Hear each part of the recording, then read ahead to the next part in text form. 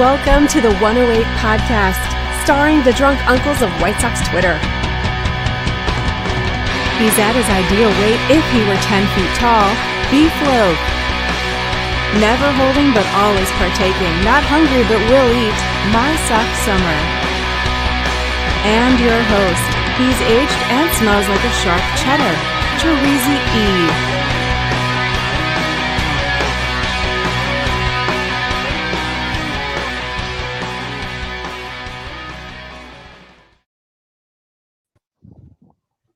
Thank you, Chorizy, and welcome to the From the 108 podcast.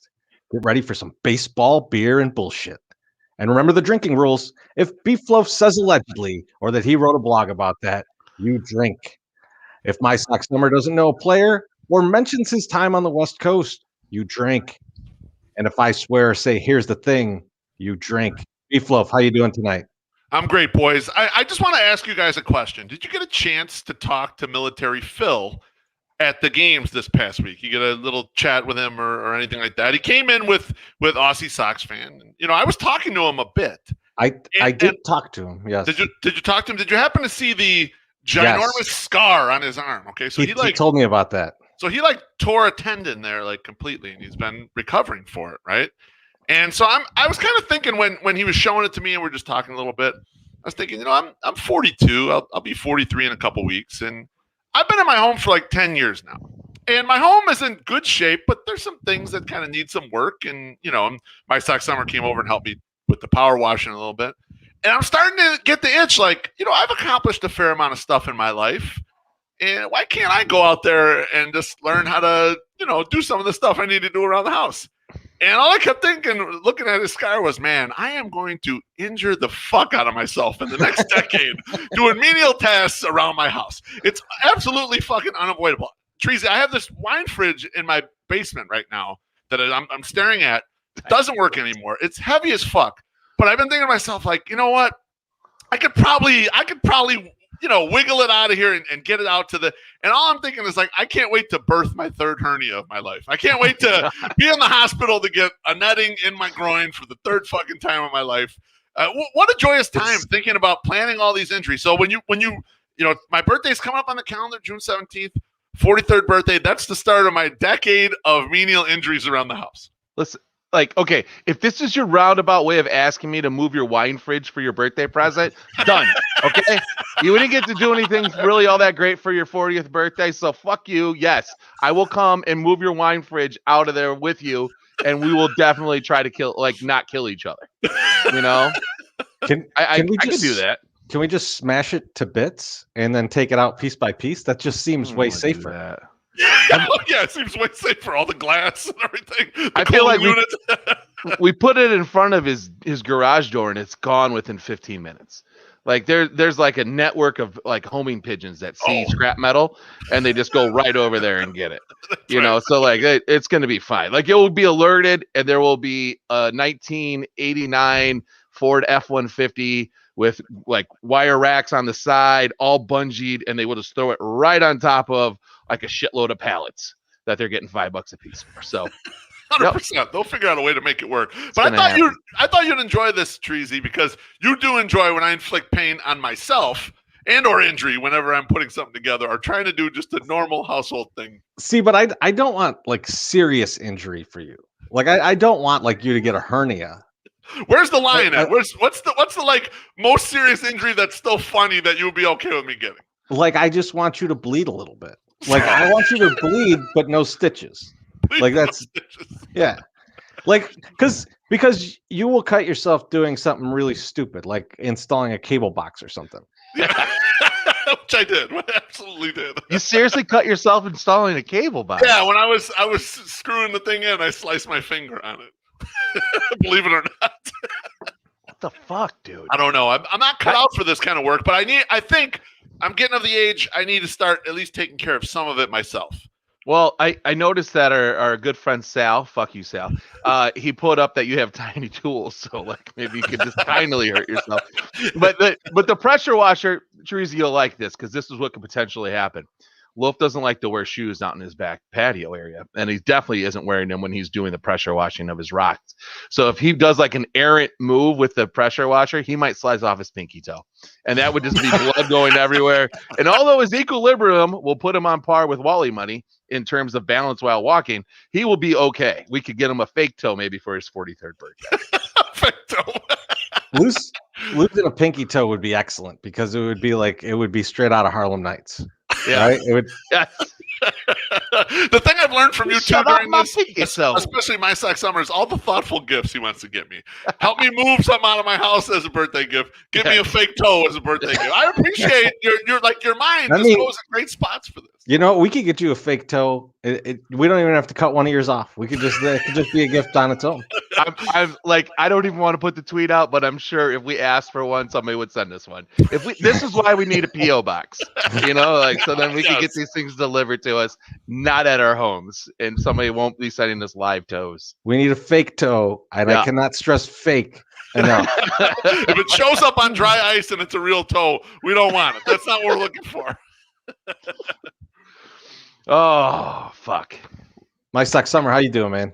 I'm all right. I'm fucking tired. We did a podcast last night with the good guys, Tone and Jim over at it's Gems, right? Gems and Tone over at Off the Rails, and both great, interesting guys. A lot of talking, and like if you ever wondered like what our show would be like if we only did banter for the entire 2 hours, listen to that podcast because it just goes from here to there to back around, and like it just kept flowing. And I am I'm a definite fill time kind of guy. Like, you know this. Like that's just kind of what I've done for us a lot, and always have to put something in times. I'm trying to cut myself out of that. I get a little bit too overzealous sometimes.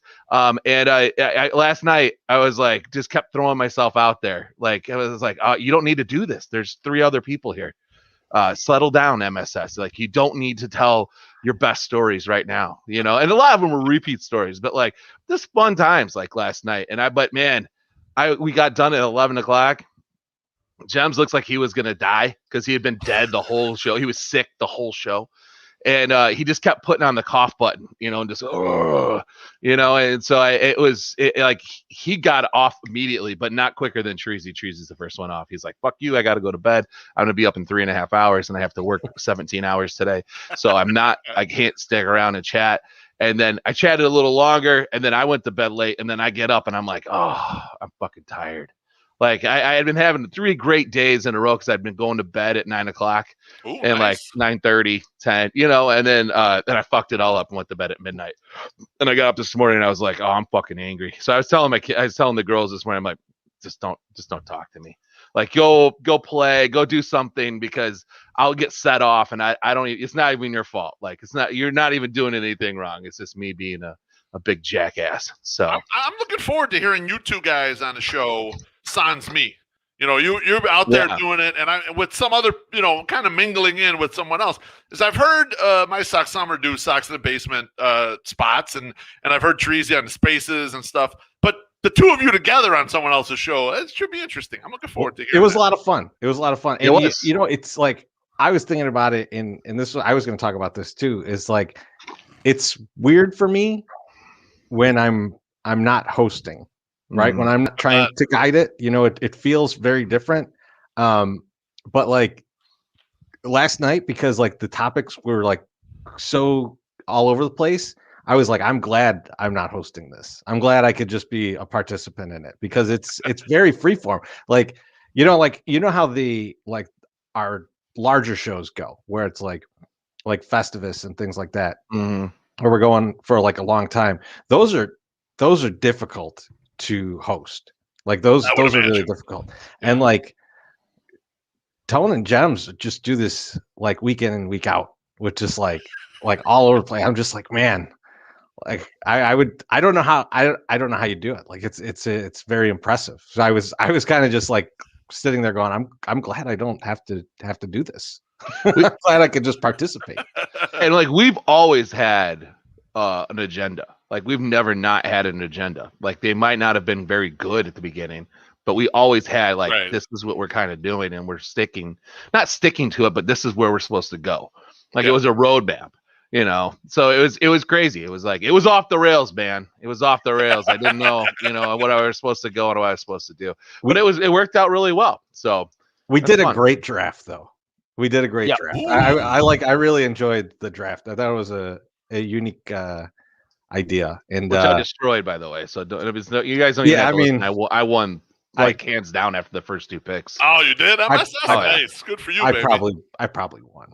If we're just being honest. Tone did not win. No. No. Tone's draft was horrendous. There was one pick that was horrendous. His third pick was the worst pick I've ever heard in any draft ever. I liked the idea. Worst I liked he came up with an idea, but I didn't like it. Like I didn't like where it went. So everyone listen to that. I think it'll be out Monday. Yeah, out Monday. So take a listen to that. I think you'll enjoy it quite a bit. But I thought the draft was a lot of fun. So I'll post when it's up and make sure you see it.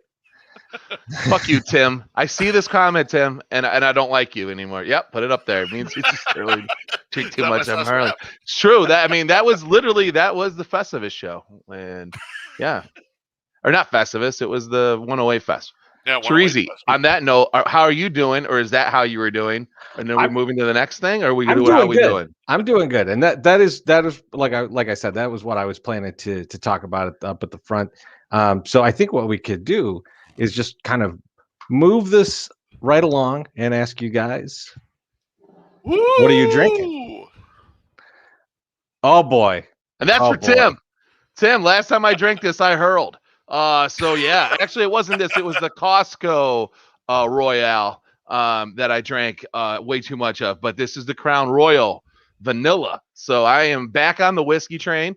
I did not piss myself or do anything regrettable the last time I drank whiskey. So we'll see. We'll see what happens in this one because I'm a little bit more fired up. Not tasting bad. I was expecting the first taste back to the Canadian whiskey to not be so good. But it's like I never even threw up 19 times the day after one of those. Like it didn't even happen. So I'm back, baby. Chorizy, what are you drinking? Or BeefLoaf, what are you drinking? I want to know what BeefLoaf is drinking. I'm actually on the whiskey train myself, and I have this awesome bottle of rye that Chorizy left here. Actually, I've emptied it into my glass, but he left this here probably 6 years ago, making old fashions at my house. Nice. And so I'm going to drink rye and ginger. And now that I've got that one done, I got the bullet in the background. Whoa. So I'm also hoping the whiskey doesn't get me right now. And not to mention, I don't know if anyone noticed in the comments. Actually, I realize everyone noticed in the comments. I have an extremely fucking tight blue jersey on right now. So with the whiskey combo and then this really tight jersey, I'm going to see if I could Zach Plesac myself tonight when I'm diving onto the couch to watch TV after the show. So I'll let you guys know. If I have a finger that looks like Brian Baldinger's, then I will post it on Twitter so everyone knows I was successful in Zach Plesacing myself. I feel like with you bouncing around right now, like at any point, this shit can just like start ripping. I'm like all the way May. My bosoms will pop out. Man. Chorizy, what are you drinking, my friend? I went and got some Rev Sun Crusher. So I'm nice. Good choice. Today. It's like 800 degrees in here because I forgot to open my door over here. So I just got it's just all pure Chorizy heat in here right now. Ooh, and wow. I might have to get up in a little while to do this. But I will wait so that I don't interrupt anything. But it is fucking hot in here. So Sun Crusher is perfect. Bro, I got a good ad read. I can stall it a little bit. You go and do your thing and get that window open because you always look like you're almost ready to die, but now you're looking like you're really dehydrated and are going to die. So I just want to make sure you get over there, get that door open. I'm going to be just fine. Your hair looks absolutely perfect. Let me just tell you that. The combination of you got a little lather going in the forehead. The hairline looks amazing right now. Let me just you know, like I am not wearing a hat today, which I usually am hatted for this. You know, yes, you are. I'm not no hat today. So hatless. It's a famous movie quote that I won't say about not having hats. But great movie, by the way. Great movie. But yeah, so I'm my hair's combed. I went into the office today, so I'm a little I'm cleaned up. This is as clean as you'll ever get a Chorizy. Like I still have a ridiculous beard. This is a nice summer beard for me, nice and trim. Summer beard. But yeah, so I'm a little tired, and I'm gonna be a little drunk very soon. Yep. So this should be a lot of fun. I'm looking forward to this, and I can't wait to talk shit about some people. Oh yes, mainly gonna be us, my suck summer. My suck summer. No, it probably is me. It's not. I clapped on him a little hard before the episode. He's gonna get me back. I know. Yeah. No way.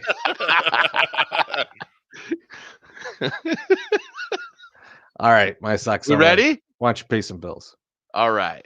Well, I hope it's not these guys you're going to talk shit about, because it's pop quiz time. Name our sponsor. They're big supporters of all things White Sox, and they gave away 4 tickets last week to our fans.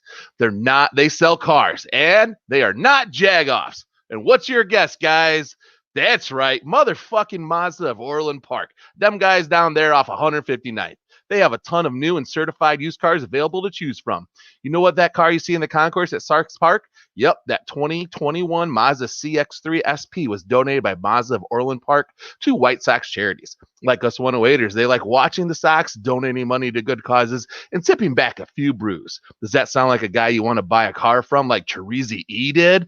Of course it does. So give them a follow over at Zoom Nation and check out their worldwide webpage, MazdaofOrlandPark.com.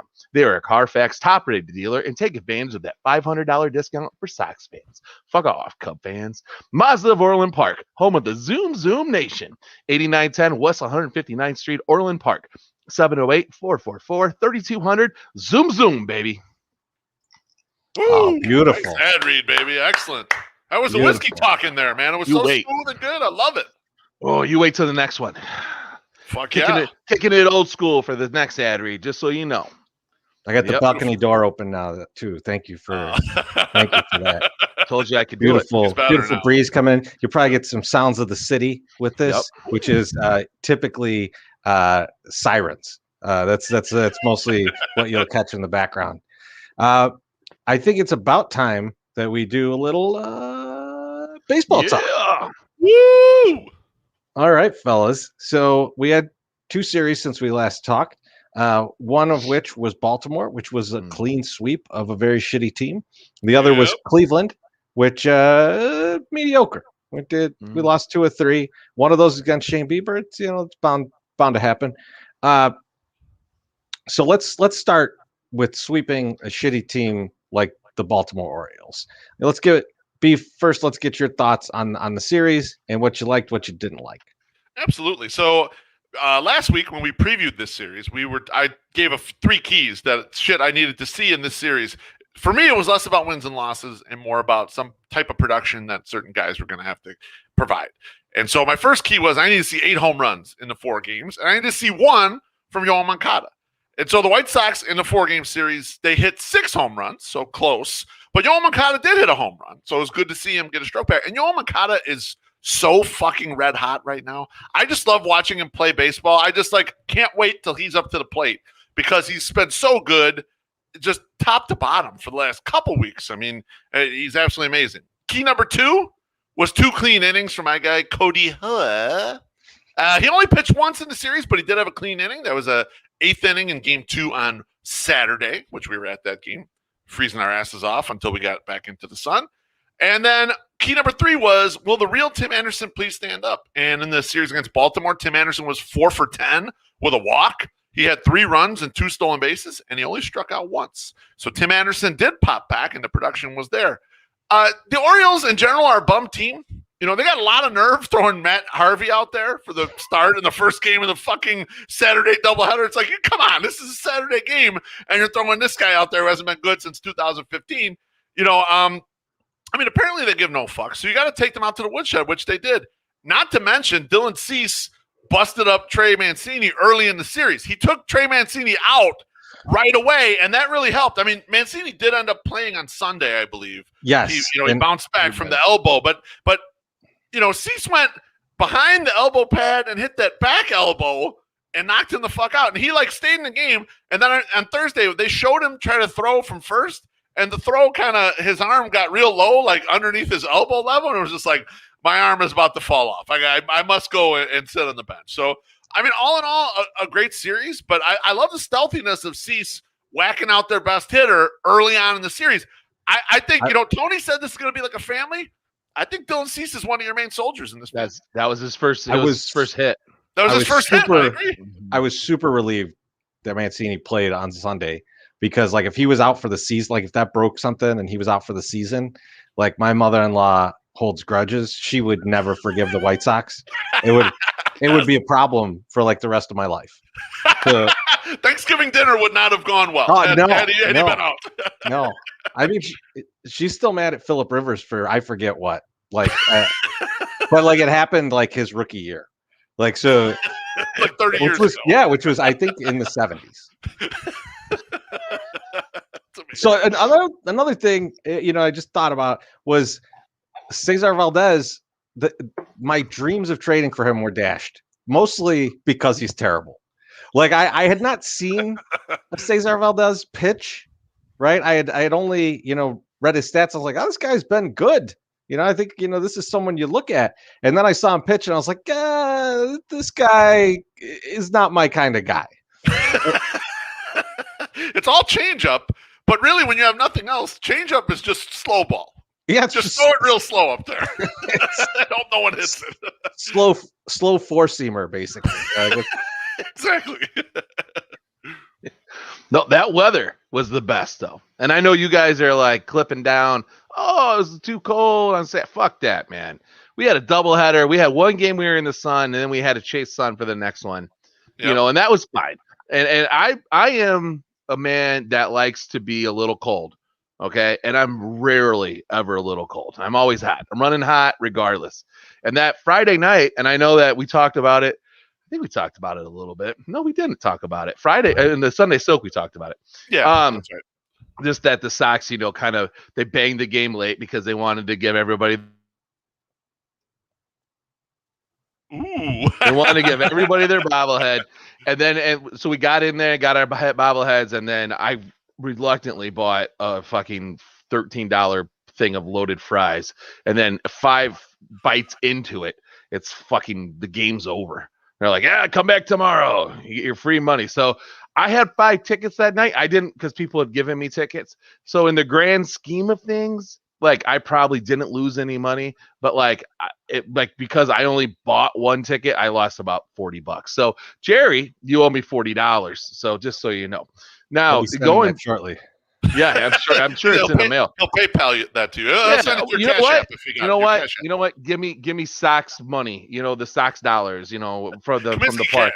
Comiskey cash. Give me some of that shit. You promise not to make facsimiles of it and pass out to everyone. Will not happen. It is serial numbered. I could not do that. That is counterfeiting. I don't want to go to MLB jail.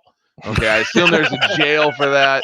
If you counterfeit real money, I'm sure they put you in jail. I know that happens. So if they put you, Harold Reynolds was in there a little too handsy, but he's out on work release right now. And I go with this, and I know that the Baltimore sucks, right? They're horrible. They're a horrible team, but that's what would make losing to them even worse. And how many times have the horrible team come into the South Side in the last 5 years, and we get beat by them? Or we make them look really, really good, and we did not do that. We destroyed these motherfuckers. Brewhand Luke came his pants because he saw Billy Hamilton hit a home run. He was in the beer line, and he came running down like a fucking deadhead, looking for a free ticket, fucking hair flailing, and just fist pumping, throw banging. It was dope. So that was fun because he didn't even kind of dive into the group celebrating the home run. He kind of did his own thing that wasn't a dance. I mean, it was a little bit like how Elaine danced in Seinfeld, something of that vein, but the hair was flowing and everything. He was having a great time. Yeah, that guy gets down. I mean, I was seeing this from afar. Yep. You know, so That's right. It looked like Carrot Top had just finished the show and was in the crowd high-fiving. Like it was awesome. I love it. Like a not absolutely weird looking Carrot Top, right? No, like a non-weird looking. Not yoked out Carrot Top. Like because now he's weird looking. But I was like, hey, you guys see Brewhan Luke down there? And everyone's like, where? And I'm like, are you fucking kidding? The most noticeable thing in that whole area. No, I thought it was a great series, you know, from my aspect, fan wise. I didn't care much for the wave. We discussed that already in the Sunday Soak. Also, if you want to watch me yell about things, tune into that. But yeah, I thought it was just like everyone was getting excited again, and it was like getting full. You got 60% back, so you have a lot of more people around. And it didn't go as awfully as I thought it was going to, especially with being a giveaway like that. Holiday weekend, you know. So I think what's happening, I'm not sure if this is what's happening or not, but I think what's happening is that people are excited that they can go places again. And so, like, a lot of people probably took off for the weekend versus go to the Sox game. But we still had, like, 24, which I thought would be about normal. I think Saturday, it was like 18,000 on Saturday or whatnot. And so, and I think it was 50. Yeah, but it's just like we're not used to that. And we're not used to that many people there. I think that's the biggest thing. Like, we're not usually used to, like, we're used to them selling 22,000 tickets. Right. We're just not used to 22,000 people actually showing up. Yeah, that's a good point. The security was fine. They got people into the park. I don't know how it was later, but when I got there was never a line. There wasn't a line when we got there early. We got there like 11:30 or something for that doubleheader, and like there was nothing. Like we walked right in, and the security guys let us walk in and out. You know, that was nice. Like, you know, like you can't get scanned out, which kind of sucks. But they let you walk out to like burn another ticket if you had an extra, because maybe your Aussie Sox fan gave you one. Was like, here, get me a bobblehead, mate. And I'm like, okay, I'll get you one, mate. And then I did. So yeah, it was great impression. It was fun. Yeah, well, I didn't really do it. He doesn't want to do it. I don't want to do it right now. I'm not. The whiskey hasn't got me there yet. Right. You know, like I'm not there with the whiskey. But overall, listen, we got to win those. I mean, we did. So that's what we needed to do. So we move on. We move on to the next one. All right. So I mean that series was great. I always enjoy beating the shit out of teams. I don't care how bad the team is. So I loved it. Let's move on to the Cleveland series. And so I have to ask the question, why Jimmy Lambert? And he didn't even, like, I don't think he necessarily did terrible or anything.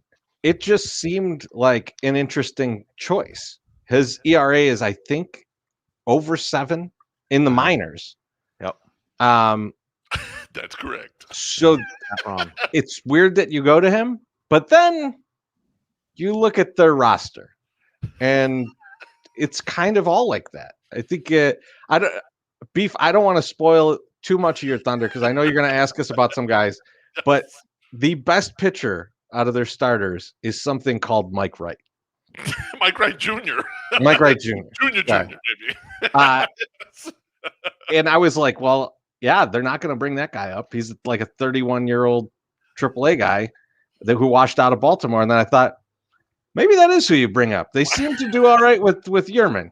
Why not? So I was. That's an option. I honestly, and I can't believe I'm going to say this, but like, I looked at their roster and I thought this would have been a time to bring up Cody Medeiros, and just try and get like a Cody Medeiros, Ryan Burr, Matt Foster, like 5 or 6 innings, and then see where you're at. Yes, exactly. Ryan Burr almost died. You know, I looked up and I was like, oh fuck, Ryan Burr's back. Oh shit, he might be dead. When he dove, like his arm almost. Well, and he was like holding here like he got the Marilyn Manson surgery, man. It's like, take it easy, dude. Like, you don't have to pitch if it hurts that bad. All right, you go to the bench. He was like, fuck this, I'm staying in the game. And he did fine when he actually stayed in the game. Tracy, your point is well taken. Jimmy Lambert, why was Jimmy Lambert coming up? I think the bottom line is with the AAA starters right now is you don't have a guy deserving of a promotion right now. Earlier in the season, they tried a Jonathan Stever. It was at that really fucking cold-ass game on a Sunday against Texas where they brought him in. Treasy, we left kind of right before he came in, and we didn't even get back to my place, which is only like 4 blocks away, before his ass was the fuck out of the game and have given up 3 runs. So like I don't think they got a real guy there. So I think it just kind of like it was time that lined up for them. And they were like, okay, let's bring Lambo up. I would like to see them just go once through the order. So like what you were talking about, like bringing up a Cody Medeiros or some reliever and try to do 2 innings. I would have just done 2 innings with him. I would have just said, look, you're just doing 9 batters. And then when the 9 batters are up, whatever the fuck you've done so far, that's your game for you right there. Like he would have looked good if they did that. He would have, yeah, exactly. Because he crapped out kind of after that shit, and it's like, okay, well, he hung a pitch to Jose Ramirez and Jose Ramirez hit a home run. Yeah, no shit. That's what Jose Ramirez does to bad pitchers. He hits a home run when they fuck up, and they fuck up a lot. So like you kind of don't want to give them the exposure. I took a look at that Charlotte Knights rotation, and I want to play a quick little game with you guys, as you alluded to a little earlier, Treasy. We're going to go through, and they've got 6 guys who've made starts down there. And I want to play a game with you if a guy has above 6 ERA or below 6 ERA.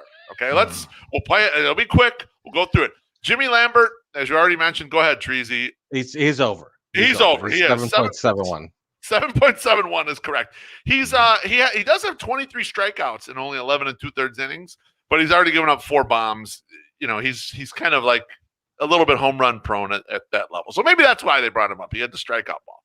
How about a Jonathan Stever, who we already saw up here? He has an infinity ERA with the Sox this year, but what's his ERA in Charlotte? Above or below 6? I'm going to say below, but just below. Like 5, 6, 8. Yeah, I'm going to go with my Sox summer on this. I'm going to say below. Awesome. He is exactly at 6.0. Oh. Trick question. Push. All right. That's a push. How about a Felix Paulino? I don't even know what a Felix Paulino is. Do you think above or below 6.0? I'm going to say above. Like I'm going to say double digits for Felix Paulino. Close enough. It's at 9. It might as well be 30. Oh. All right. How about a Mike Wright Jr., who you previously mentioned, Treasy? So yeah, he's way under. He's like a 2 something, right? Yeah, 2.74 ERA for a Mike Wright Jr. How about a name we know and love, a guy who's been here? He's pitched a lot of innings for the White Sox during the rebuild. Reynaldo Lopez. What do you think? Above or below 6.0? Well, my Sox summer is. I'm saying above. I'm saying above. Okay. I'll say above too. I'll say like I don't know if that much above, but I'll say above. Is he right at 6? 6.55. He is above. Wow. The whips on these guys too is like there's a lot of base runners going on down there in Charlotte. And then the last guy is something called Matt Tomshaw. I might not even be pronouncing that right. I don't know what that is. I guess you have to have 5 starters in AAA, and some of them are guys I've never heard of. Above or below 6 ERA? Oh man, I mean like I'm gonna say below because I think his ERA is pi. Okay. Because you made him up. I say it's over. You say it's over. It is actually 5.92. So just a little, God damn it. a pubic hair below 6.0. So not that bad. And I see up in the comments, Alex Rude's talking about the juice ball in the Charlotte Park, and it's yeah, I know, I get that. It's a tough pitching environment, but still, they're all over 6. I mean, like what the fuck, 6 runs per 9 innings? Like someone couldn't throw a strikeout or 2. Like what the hell's going on? And not to mention, AAA isn't usually flooded with the best prospects. AAA has like the Brian Goodwins and Tim Beckhams of the world. So what the fuck? Didn't Adam Engel have like 27 home runs there last year or 2 years ago? I think he did. Yeah, but to be fair. Yeah, to be fair. Jimmy Lambert, Chorizy, just a callback to what you said earlier. You said he make him look good. You can't make that guy look good. He makes Liam Hendricks look like a poster boy, like just like a team heartthrob. He is not a good looking man. And like, listen, we're not, I know we talk about other people's looks a lot, and we're not like the best looking guys out there or whatever. But we're above average though. I mean, he is not ugly. And so then I went and looked at some numbers too, but I didn't memorize them like Chorizy did so we could win this contest. But I was like, I don't understand why this guy's here. But then I looked at numbers of like, now I understand exactly why he's here. And if this is our future, we need to fucking win now. So let's maybe the front office, maybe we'll see this and say, you know what? Like, maybe we should sign some people and we keep the train rolling because we ain't got nothing in the cupboard. Like, ain't nothing there. So it's fucking bare. Because if this is our best, if Rolando Lopez is our second best option, coming up, it's like, that's not good. So I think Tommy Tomshaw is our best option, right? Is that that is a Matt Tomshaw. Matt Tomshaw. Okay. Got it. The point is, I'll remember that name. I don't know if they have any options at AAA. Like if anything, like we've been hampered by injuries on the position player side, right? But the starting pitchers have stayed incredibly fucking healthy. If anything happens to the starting pitchers, I mean, whatever that shit is down in AAA, you got to figure out something else. Like that can't be it. This is the problem, right? Is that Kopech is out, right? Yeah. I mean, like Kopech starts that game if he's healthy, right? But he's not, and so then you get into the depth, and the depth is scary. It's it is. Imagine how scary it was before the season when we didn't know that Reynaldo Lopez and Dylan Cease were good. You mean Carlos Rodon? Oh yeah, Reynaldo Lopez. Ronaldo's not good. Not good. Still not good. Rodon, yeah. We knew that before the season. Still know it. Yeah, Reynaldo Lopez, stinky, very stinky. Yeah, Carlos Rodon is my I mean, there's not much there. I don't even want to talk about it anymore. So let's talk about losing the series to Cleveland instead. So one thing, because I like being positive, guys. You know me. I'm a very positive guy. I always want to talk about the most fun and good things, or not. Fun and good, yes. But what I do want to talk about is something that happened yesterday in the games towards the end.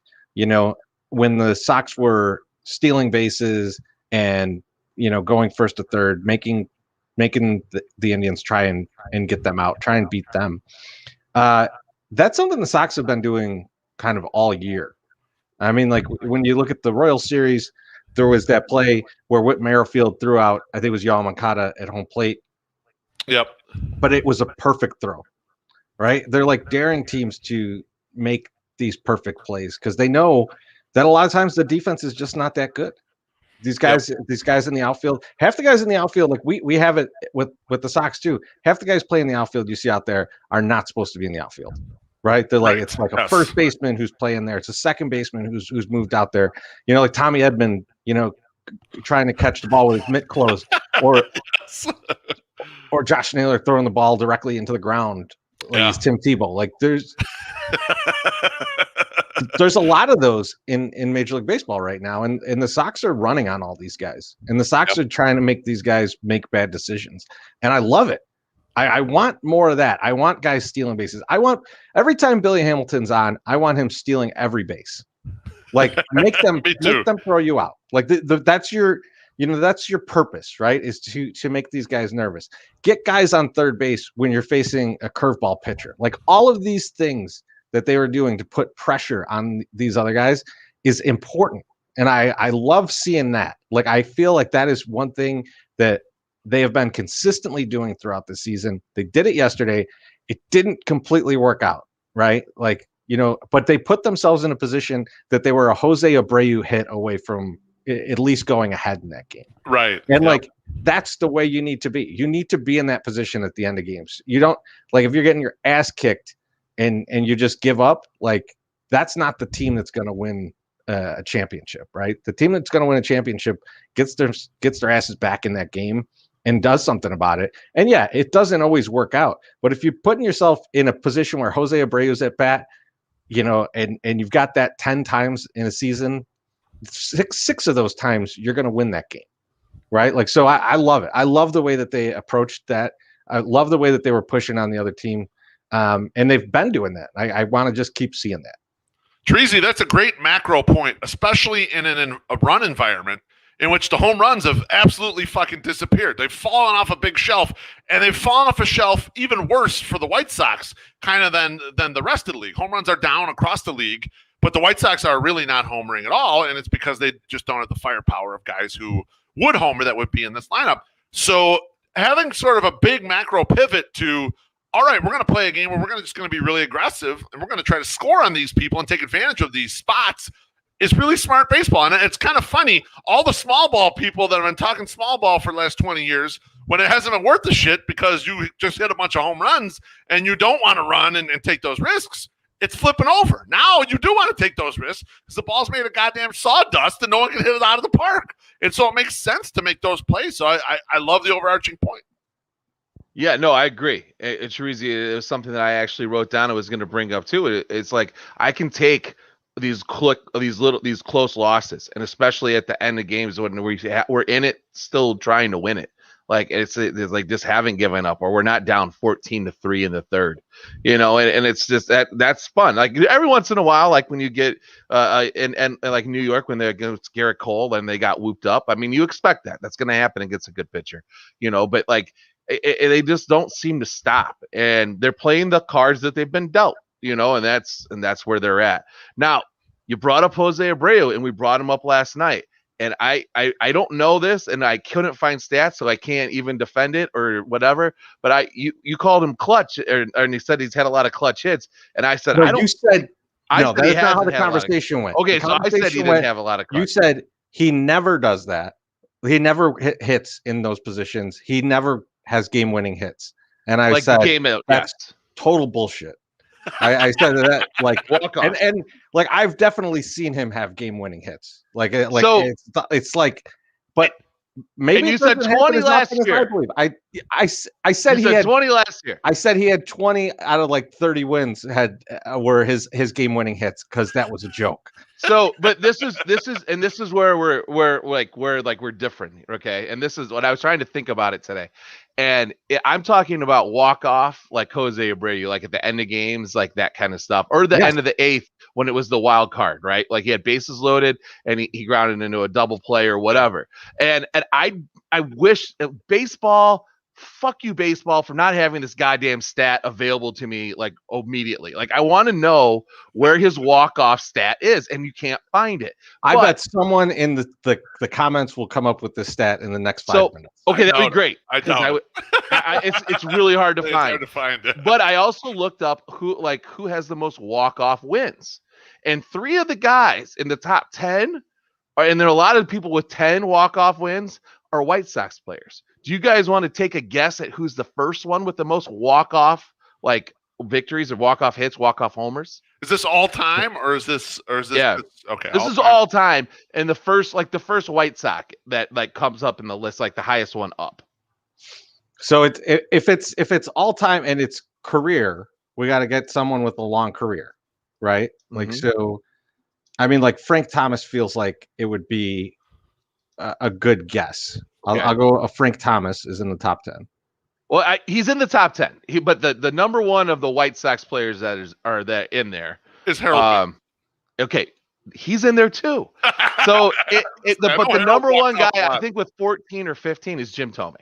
So he has the most walk-off home runs. And then yes, you have a Frank Thomas with 10, you have a Dick Allen with 10, you have a Harold Baines with 10, like from what I can remember from the actual article. But I was just like, holy fuck, there's like a shitload of White Sox. But Jose Abreu was notably absent, even though he had 20 of them last year. So I don't know how that happened. It's very crazy. Yes. I know Jose gets these hits, and sometimes he gets them in like the third, the fourth, the fifth, like in these times, and that's why he gets the moniker of the garbage time Jose Abreu. But like I never knew you were serious about that. I never knew that you thought that he had a bullshit. Yeah, I thought it was a joke. I thought you were doing this a joke. I guess it's 100% a joke. He fucking sucks. It's 100% a joke, but like up until like and then it starts coming true. But like he did, like it's his clutch performances, I don't think are as prevalent as people like to think they are. Like he doesn't, and he gets in that position for some reason. I don't know if it gets in his head or whatever, but he performs badly sometimes in those situations. Like he seems to be okay better when it's just like, the game's still going. It's not clutch time. So I feel like I'm not calling him not clutch. I'm just saying you are that calling he's him not clutch. I am calling him not clutch. Own it. I'm not saying he's not a You're good hitter in This is going to spiral situations. out of control on Twitter. You're going to get. I need to see bodied this on Twitter. I want to know what's going to happen. No one listens to our podcast anyway, so we're not going to get bodied on There's Twitter. no one So I'm not listening. worried about that. You're right about that. But anyway, I'll give it. I'll go up. But I just thought it was an interesting little caveat. That you have like all these White Sox players, former White Sox guys that had the most walk-off home runs like of all time, which I was like, this is insane. So. Chorizy, I think Cleveland has figured out the same formula that the White Sox have figured out, and that's the reason why they're so close in the division right now. And that is beat the shit out of the Central. Cleveland is 20. Cleveland's 21-12, and the White Sox are 18-11. So they figured out we play these shitty teams a lot. Just beat up these shitty teams, and we'll figure out a method to do it. They do a lot with pitching, and actually the White Sox have done a lot with pitching as well. And it was kind of weird this series. Cease was off his game. He wasn't quite there. Rodon was off his game. I couldn't figure out if they were actually off or it's like the middle of a season looks like this. The middle of the season is just like, guys don't perform all the time. You're tired or whatever. You're getting into 9, 10, and 11 starts for each of the pitchers. And they're hitting a rough patch maybe. They're getting a little fatigued. I don't know what the deal is. But you couldn't expect everyone to have these sub-2 ERAs for that fucking long. Shit was going to turn the other way, and now it feels like it's starting to. And unfortunately, it did against a shitty-ass Cleveland lineup because they don't really, especially not without Franmil Reyes. Franmil Reyes is the biggest guy that I've ever seen play baseball. he's like 7'5" and 600 pounds. He's about Andre the Giant size. Yes, I mean I don't know why he just looks humongous every time. Like I don't know if like it's just like some optical illusion, but like he looks gigantic every time he's on my television. He'll also take a gigantic elephant shit in the bathtub in the hotel if you dare him to. I fucking hope so. Yeah, it's kind of weird, like how Cleveland just is managing to get by. They don't have the big run differential like the Sox. Like they don't beat the shit out of teams like the Sox do, but they're scraping across the wins. And you see the back of their bullpen is tough, man. They got a Brian Shaw. They've got a James Karanchek who was probably cheating, and is all hopped up on Mountain Dew. And they have Emmanuel Clace. I mean, they got good back of the bullpen. So I'm gonna say something about I'm gonna say a few things about them right now. So one, I don't think that's cheating. Just I don't think putting pine tar on your hand and pitching is cheating. You know why? Because I could put pine tar on my hand and bat all fucking day. Okay, all right. Why does one guy get to have a good grip and the other guy doesn't? Yeah, that's a good question. And why, if you don't want the guy to have a good grip, why you got the rosin bag out there? You should have a fucking water balloon out there if you don't want this guy to have any grip. That's the problem is that you're drawing a line in the sand of like rosin's good, pine tar fucking unacceptable. Like right. It's just and I'm thinking about it and I'm like NFL players have had more tar and shit on their hands than I've ever seen in my whole life. If they high five each other, they might get stuck together. Yes. And it is made for some of the best fucking catches I've ever seen in my life. So why can't a guy like who gets just a little more grip on the ball throw an awesome pitch so that I could watch it? Like you can see these guys when they get that good spin and they have like those curveballs, like you could see that shit on TV, man. Like it moves enough where you're like, holy shit, that moved around. I want that. I want to see that. And you know what? It's not like they can't hit this motherfucker. They looked fine against him yesterday. Like you could put all the pine tar on there that you want, but you're going to expose yourself when you know that like you don't trust your catcher with your fucking curveball, right? Like so there you could still beat these guys.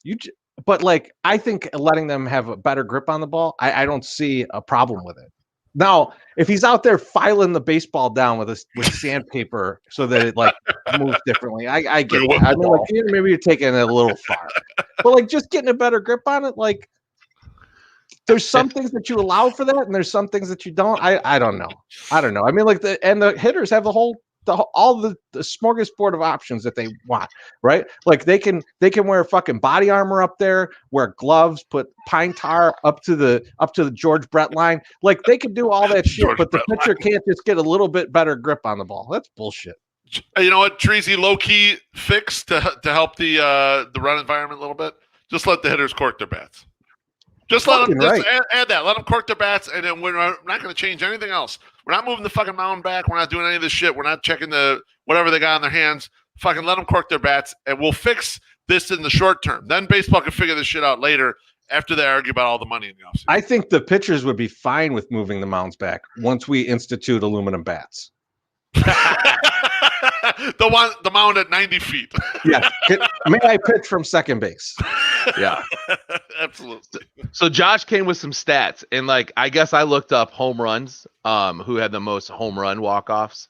And that's definitely Jim told me with 13, but Harold Baines is the most as a White Sox player's hit with 13, but 10 of those 13 are home runs.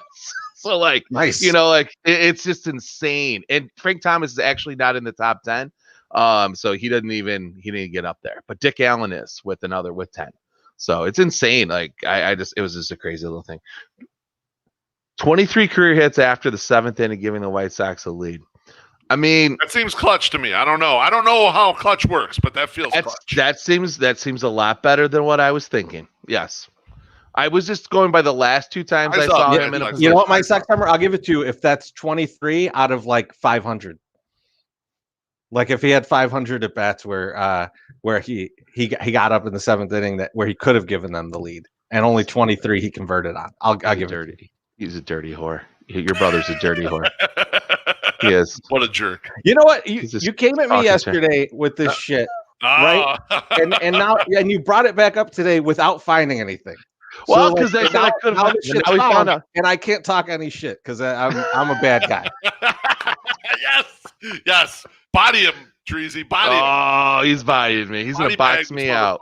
No way. Me out. No way, man. I love my Sox summer and his whiskey ways. The whiskey got you. And not yet. Let's hope not. That's our next shirt. The whiskey got you. Rest in peace.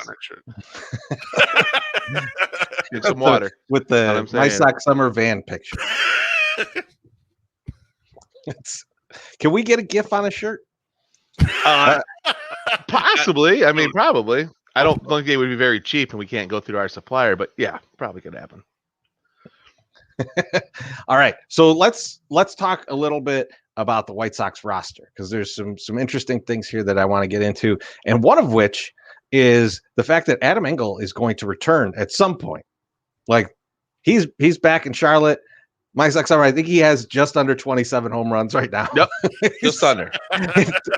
7 of them are off Jimmy Lambert, which is weird, but different rules down there in the minors.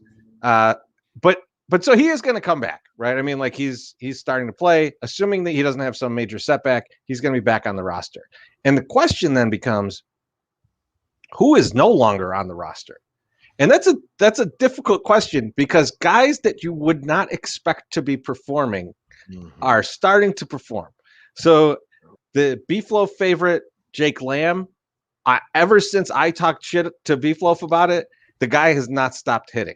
Like he just comes up and Cornzy's throwing it in my face when we're at home. She's like, oh man, this guy Lamb, he just hits. And I'm just like, yeah, motherfucker. And then Bruhan Luke's guy, Billy Hamilton. I mean, the guy's hitting home runs. The guy's in there getting back rubs from Frank Menachino. He's showing Jake Lamb how he's hitting and the differences in his approach. And then he's going out there and smacking. I'll just call it an inside the park home run because I want it. Oh, yes, it should count as one. I agree. Like it's Billy Hamilton, so I'm gonna get overzealous on like him doing okay, but he is hitting the ball well, right? He's hitting the ball better than Billy Hamilton has hit it in his whole career. Maybe it's the pine tar. I have no idea. Yeah. But it makes getting rid of somebody so much more difficult because Billy Hamilton, for example, gives you a lot of little things, right? He's a guy that you do want to pinch run late in the games. He is currently your best center fielder. And even with Adam Engel returning, Adam Engel's a little hobbled. If he's not 100%, Billy Hamilton's probably still your best center fielder. And he's always been a plus fielder. If he can hit a little bit too, I mean, and he's a switch hitter, like there's some value to him. I'm not saying that Billy Hamilton should be starting, right? Right. Like I want Luis Robert to start, right? Like that's who should be starting. But he's not there. Adam Engel should probably start in front of him if he's healthy. But who are we getting rid of? Who's off of this roster? Because like I feel like we all want to say Lurie, but they're not going to get rid of Lurie, are they? No. So I ask you guys, who do you think is the odd man out here? I mean, I think it's going to be strictly based on who has options. And the man who has options, unfortunately to him, he's playing decently, is Danny Mendick. So I think he's actually the one who physically goes to AAA. However, you said who's the odd man out when Adam Engel returns. And so I took this in two different directions. I obviously the guy who gets demoted and goes to AAA, I think it's Mendick, and I think it's going to be kind of obvious. It's unfortunate, but it's good actually, because then you have additional depth in the minors if anything happens, if injuries or whatever. But the guy who's going to miss out, in my opinion, the guy who is going to lose out in Adam Engel coming back, I think, is Billy Hamilton. I suspect gradually they're going to work Engel back in and start playing him more and more often. And I think he's going to steal playing time from the folk hero that is Billy Hamilton. And that sucks. And I actually think that's going to be the next big White Sox Twitter civil war between the Hamilton homies and the people that really love the wagon. And I think they might go at it over those starts because there's a limited amount of those until Luis Robert comes back, fingers crossed, And you can kind of wedge them into the same lineup occasionally. I guess against a lefty, you could probably play them both. You might play Engel in right and you put Hamilton in center. But I think for the most part, Engel's going to squeeze Hamilton out, and that's going to suck for a lot of people, I think. Oh, go ahead, Mike Sox. No, go ahead. No, I want to hear all the thoughts before I put my thoughts. I was just going to say that I don't think that that's a bad role for Billy Hamilton, to be honest, though. Like if he's the late inning replacement for an outfielder, right? Like if he's coming in for if he's coming in for Vaughn in the seventh inning, pinch running, and then playing the rest of the game in the outfield, you're feeling pretty good about an outfield that's a Hamilton, Engel, and Eaton. Right, like that's a pretty nice outfield that you got going. So like I don't hate that role for him, but yeah, it's gonna suck for people who are like they think that Billy Hamilton's having like a resurgence, right? Like, which maybe he is, but like at the same time, he could go right back to not hitting. Right, but I think there's probably a group of people, and I might actually be in this group of people that would like to see him go back to not hitting before we just sort of junk him to the bench and turn him into the pinch runner again. He was a big prospect. I mean, you remember this, Chorizy. He was a big prospect. And it was like, if he just hits enough, the speed and the defense and all this stuff is going to be a different player than we got in this era. This is going to be like 80s Cardinals type player. Is going to be stealing bases all over the place. He's older now, and he's not that guy. But I kind of love the resurgence of former prospect lands on team, and the fans fucking love him, man. He came back out to the outfield every inning. People were screaming, Billy. Yep. It's fun to see a role player like take on that folk hero status, and it will absolutely fucking suck if he has to go to the bench. Now, I know a lot of people like Adam Engel, but Billy's kind of taken on this role, this mystique that we've been missing. I mean, dare I say, we haven't had someone who had this sort of fan mystique since Daniel Palka. Well, hold on. Because that guy comes up in my discussion. Now listen. So they got okay. First off, Billy Hamilton is our favorite Flav. Okay, he's our hype man right out there in center field. He fucking gets everybody excited. He jumps around. He comes in when he scores. He's just somebody really good to have around. Agree with all your guys' points. Now, Jake Lamb, he's serviceable. He's doing fine. He's doing great. Who's also out there in left field doing really good too? Vaughn. He's doing fine. He's playing the position. But who's not doing so great? Who used to be a folk hero, who we all said was going to come down to earth so soon enough. But everyone's really surprised now that he has come back down to earth, and that's Yermin Mercedes. So I think what we have, because what do we got now? Engel was supposed to be back like 8 weeks ago. So we probably have about 4 more weeks before he's back, because they're saying he's coming soon. So we probably got about 4 more weeks. He's a fast healer, I've heard. In these 4 weeks, if Yermin Mercedes does not make the adjustments he needs to make to get back to hitting, you got to put him down. And I don't know if he's out of options. If he's out of options, no, he's got options. You got to put him down. You put Engel in left. You put Lamb in left or right, whatever. Those two on the corners. Keep Hamilton in center. You take Vaughn. You put him at a DH position. I mean, that to me seems like probably a better way to do it, because Vaughn seems to be trending up and Mercedes seems to be trending down. And that's just the old eye test, guys. I didn't look at any numbers or nothing. I'm sure Sal's going to make up another bullshit tweet like he already did about Jose Abreu and put it out there on the internet so I get canceled. No big whoop. I don't care. All right. But yeah, I think that's something that I wouldn't be opposed to. It probably is not going to happen, as your guys' situations seem to be a little bit more reasonable, but I feel like you could do that and let Vaughn focus on just hitting. And listen, he hasn't hurt himself yet, so maybe we don't need him to hurt himself. He's not supposed to be playing there. We have a guy that can play there. So I don't know. You keep him. You got to keep Billy Hamilton, because I mean, if we traded for Dyson last year to run, and this guy's just as fast as Dyson, for Christ's sake, we need that player. So I don't know. It's just I don't like saying that we should put down Yermin and just have him be gone. But I just don't. I don't know. If you're not contributing, it doesn't mean you can't come back up. You got to kind of move on. We can't. How many times we got to see it before we can say, all right, enough's enough. Let's move on. Just play your hot hand, and then because you never know where it's coming from. So I think you could. I mean, I agree with you. You could see Yermin start losing at bats if he doesn't pick it back up, right? Especially you could see him losing some bats to actually Jose Abreu and having either Vaughn or Lamb play a couple games at first, right? I mean, Abreu loves being out there every day. He loves, playing as much as possible. But at the same time, we have to realize that this is a team that you want to go to the playoffs, that you want to perform in the playoffs. And Jose Abreu is 64 years old. So you want to give him some rest, right? Clutch as fuck. He's clutch as fuck. And 64 years old. Damn right he is. I'm not sure he's 64. Might be a little young. Slightly, but he's older, right? I mean, you got to take care of these older players, right? You got to give them some breaks, and so I could see Yermin losing at bats to Lamb and Vaughn in that situation when you have a full outfield, when you have like 3 real outfielders out there. So I think that's a good point, my Sox Summer. That what they could do is move some of the guys that they're playing in the outfield into these DH first base roles, and then put Yermin on the bench. It makes sense. Yeah, I totally agree. I hadn't thought about the Yermin angle, but I think you're right, and I think the way you're caveating it, Chorizy, makes a ton of sense too.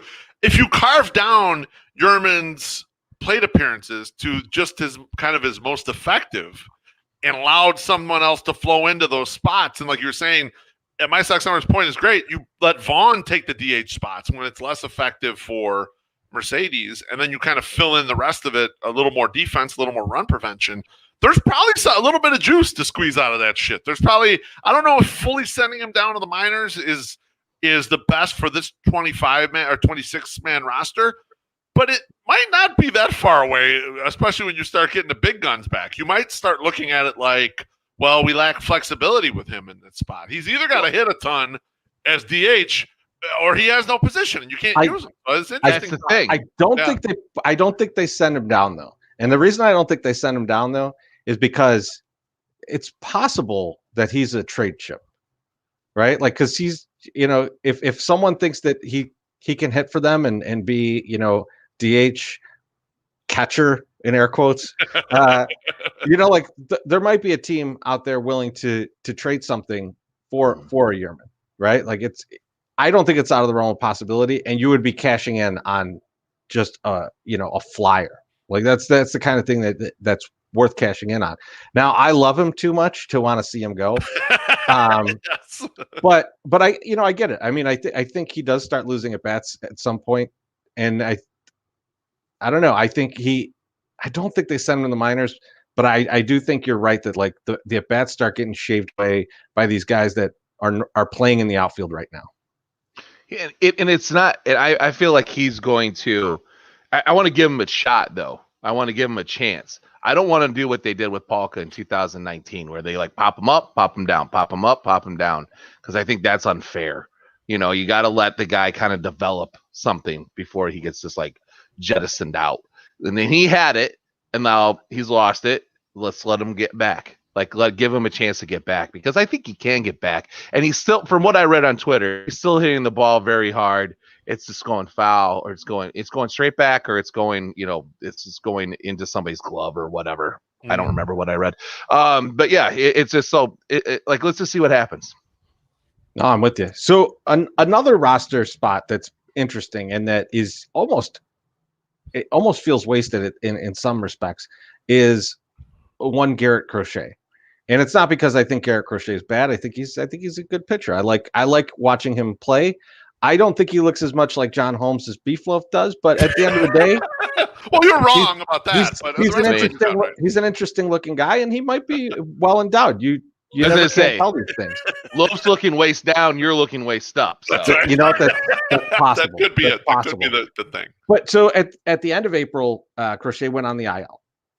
He returned May 11th. Since then, the Sox have played 23 games. Crochet has pitched 7 times. A total of, I think, like 100 and something pitches. It's about 16 per game. 23 is the most he pitched in a game since he's been back. And the game before him going on the IL, he threw like 46 pitches. So my question to you guys is La Russa afraid of breaking Crochet, or is he slowly getting him back in the group? Like, what is happening with the usage of Crochet? Because like that's a guy that I would have thought, we've got a doubleheader, to the 7-inning doubleheader. Mm-hmm. This would be a guy you would reserve and try and throw for a couple innings, almost like a starter, because I think that's eventually what the Sox want him to be. So that opportunity was there, and they did not. They went with Jimmy Lambert. I think we mentioned Lambo. So I want to kind of get your guys' feel on what do you guys think about the way that he's being used, and is it appropriate? Is this the correct usage of a Garret Crochet? My Sox Summer, you could start. All right. So at first, I don't know what the hell's going on. I don't know if Tony La Russa is saying, hey, let's just ease him back in, or is it the Ethan Katz decision and saying, hey, I don't know if this guy's ready, because you would expect him to be in more of a Michael Kopech like type role. Like, let's let him try. And like you said, in the doubleheader. And I'm kind of befuddled, and I don't know why it is, but I mean, there's got to be something. Like, he's making, just based on all the other moves that Tony La Russa has made, there's a reason. It seems like there's a reasoning behind this, and a lot of his stuff has been successful. So if he's staying away from it, just to me thinks that maybe there's something isn't fitting. So I'm not exactly sure. So you think it's a great answer? I was gonna say, Chorizy, Crochet is the guy who had the injury history. Even in the draft, he was drafted 11th overall. He had the big fastball and velocity, and it was like, okay, this is kind of a steal for the White Sox here, if they can kind of turn him into that guy, And I remember the big homie Keith Law didn't even have him as a top 100 prospect after the season. So coming into this next season, he's like, no, the profile for Crochet is reliever. He could be a really good reliever, but you don't usually put those really good relievers in the top 100. And I know our buddy Josh Nelson has often said his role is going to be the Josh Hader role. If he maxes, it's going to be the guy who throws an inning and 2/3, 2 innings or whatever, and it's just this lights out lefty out of the bullpen. I did think it was funny though that the game the most recent game that he pitched, James Fegan comes out with a tweet. He says, Tony La Russa said they're avoiding back-to-back days of work for Garret Crochet and working him single innings right now. And then the game starts. Tony doesn't hesitate to throw Crochet 2 innings. He sounded like Rick James talking about Eddie Murphy's couch. Put his feet up on his couch. It was exactly the same shit. Now, in fairness to Tony La Russa, Crochet only threw 20 pitches across the 2 innings. So the first inning was really quick and safe. I think it was 7 pitches or whatever. So that's not a lot. That's almost like throwing a single inning with the 20 pitches. Let me throw this by you, though. There's been a lot made of Tony's age, and he's not with the modern game, and he doesn't have the mental aptitude and all this shit. But I think with Crochet, I think there might be a little bit of gamesmanship, a little bit of sandbagging in this situation. I think they're being cautious, but I think he might be sandbagging a little bit. You think that's possible? I mean, like, do you think that he's thinking this guy's really good, and I need him later? And you're going really slow with him right now because, and you know, to what I said earlier, it's like when you seemingly overworked him, he went right to the IL. Right. And if you're looking at this and going like, all right, I need this guy to be healthy in September. I'm going to use this guy sparingly. No one's going to get much film on him. No one's going to know many of his new pitches because he is throwing different pitches than he did last year. Last year he threw 112 mile per hour fastballs exclusively,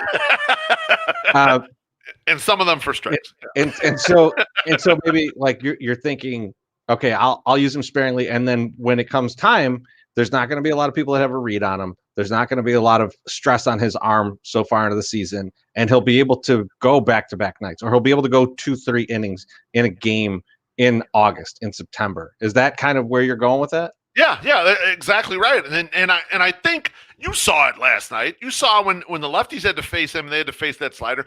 They didn't have a chance in hell. I mean, they might have got the bat on the ball, but it was a straight pop-up, and they didn't have any chance to make good contact on him, right? So I think when you say, is he scared to break him?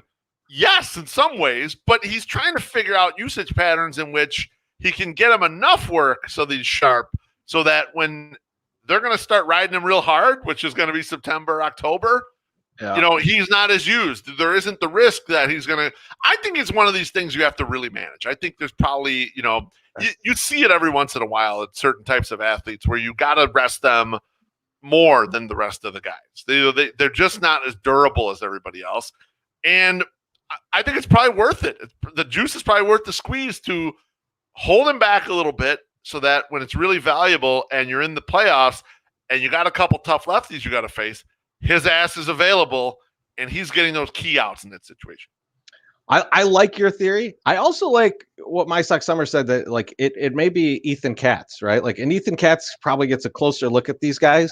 And if like Garret Crochet is just like holding his arm after like every time he sees like Ethan Katz, and Ethan Katz is like, and Tony's like, I think I'm gonna go to Crochet. He's like, no, don't do that.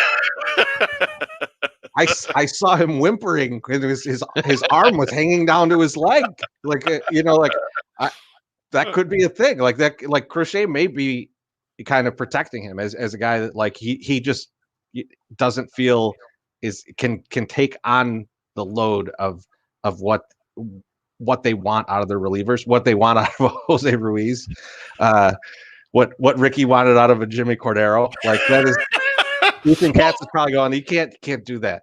Well, Chorizy, let's look at it. Let's look at it in the other direction, right? You always kind of look at like, you know, the modern pitcher usage is based on innings or pitches or whatever, and we're veering farther and farther away from the workhorse, the person that, you know, is the complete game guy or whatever. But what about if you distill it down even further? What if there's some guys who they're only worth a shit for 45 innings for a season? And you're going to get a sub-1 ERA. I think he's at 0.66 right now, and he's throwing absolute fucking BBs all over the place, but he needs a lot of rest. That person's still really valuable. Those 45 innings are fucking valuable, and placed correctly and then used in the playoffs are super valuable, in my opinion. So here's the problem, and here's the thing. Just because I want you to drink. If you have a guy like that, you need a workhorse guy, right? Because there's you got to eat up a lot of innings, right? Like right. So, like someone has to get the Nate Jones treatment and just throw all the time, right? And there's you may be able to optimize the Crochet innings and get like these 45 innings are going to be beautiful, but there's going to be some shitty innings out of some guy whose arm you're ripping off, right? Like so there's got to be some kind of balance. Or here's the other thing. Here's another way to do this because the Sox could use the Kopech injury to their advantage and rotate in guys from the minors. We've talked about how shitty their starting pitching is, but their relief pitching is not terrible. There's a bunch of guys down there who are mediocre. And but mediocre is not bad. It's passable. That's fine. People like, I'm a mediocre looking person, and I've taken that to quite the level. I've got mediocre intelligence. I've done just fine with it. Exactly. Yeah, no, I agree with you. Mediocrity means half the people are shittier than you. Yeah. So yeah, that's right. So Little Caesar's Pizza. You can rotate these guys up because there's no one down there that you're like, oh, this is such a huge trade chip. I don't want to get them exposed in the majors. Fuck that. You can just keep rotating these guys in and out and put a lot of innings, a lot of major league innings on these guys' arms to protect a Garrett Crochet. And if they're average ass innings, that's all you need. Right? Like, so I like what you're saying, but I think the Sox have to do things a little bit differently to truly take advantage of something like that. Yeah, I have a question, and it goes along with this, and it goes along with like the last three topics, and I actually had sandwiched it before Crochet. And it's like, are we ingesting baseball differently because of last year? Or is this how it's always been? Because I'm looking at watching people on Twitter living and dying with each game, and I don't remember that in 2018. I don't remember that in 2017.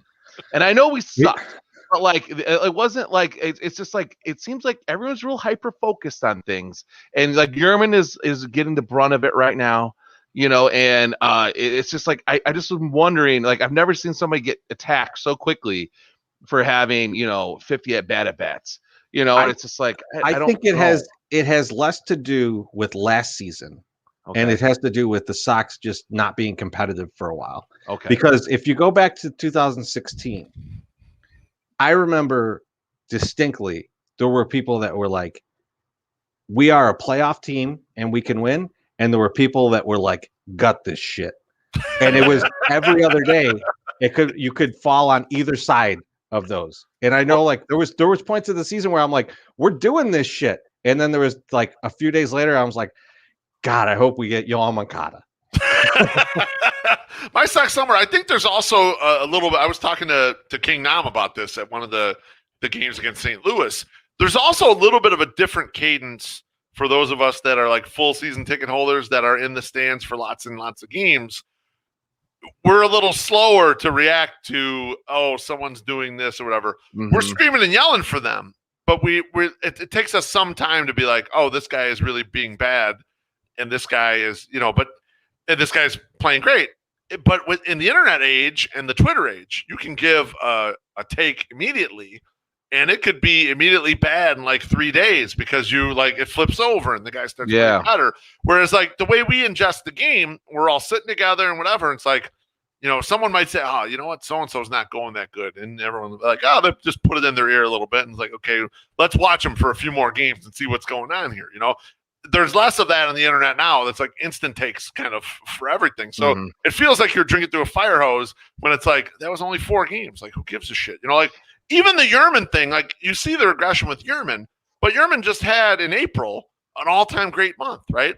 So there's a balance there. So when you look at kind of like the whole body of work, you're like, okay, that's a pretty good DH spot. We would take that if you couldn't see the streaks inside of it, right? If you're just kind of looking at it. So it takes a little bit of like stepping back from it, like we tend to do. Like this is how we ingest the game, right? Like we kind of look at guys and like, although I think most of us are ready to DFA Lurie. But other than that, I think everyone's pretty patient with this team.